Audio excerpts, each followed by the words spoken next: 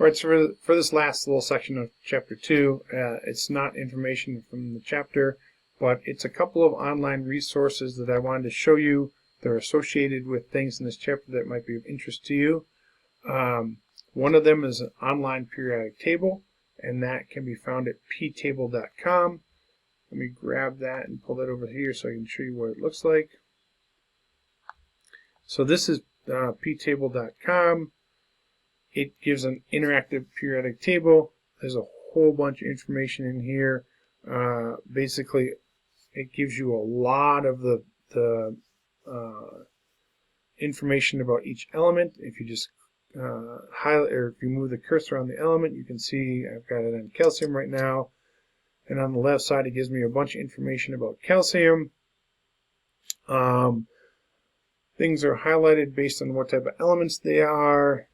On top, you can change the temperature and cause things to melt or boil or whatever.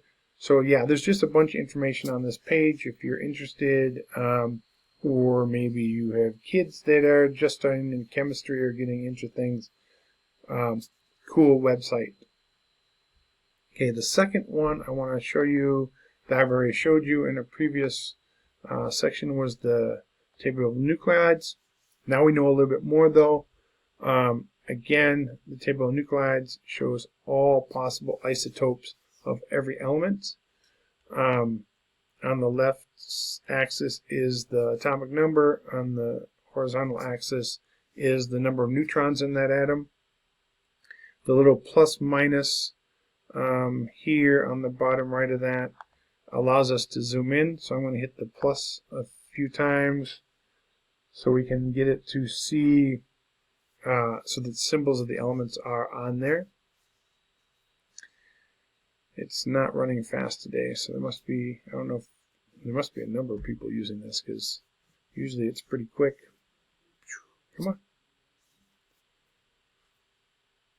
Okay, so now it's there. So if we click on any of these nuclides, like oxygen-16, it shows us a bunch of properties of oxygen-16.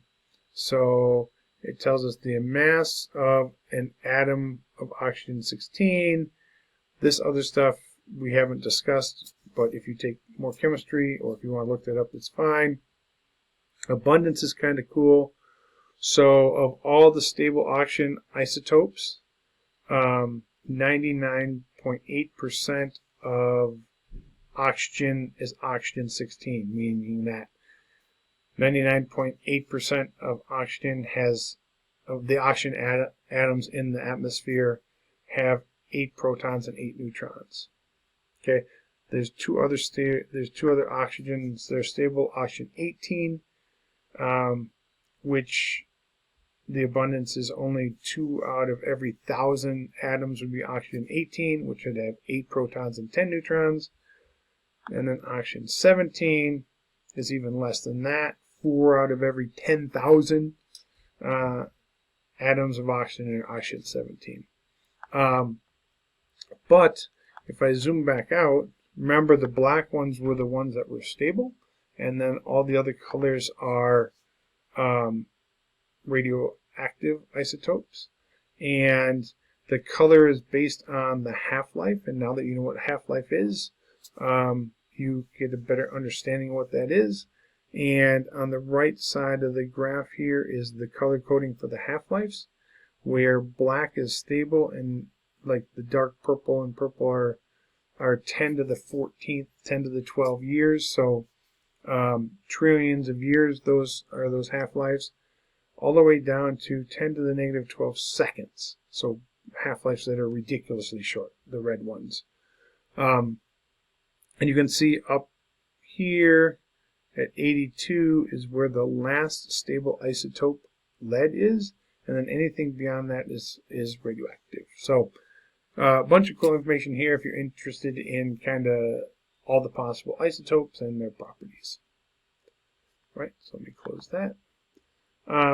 Yeah, so just a couple, there's a bunch of online resources for a lot of things, but these are 2 really cool tables that give you a bunch of information about elements.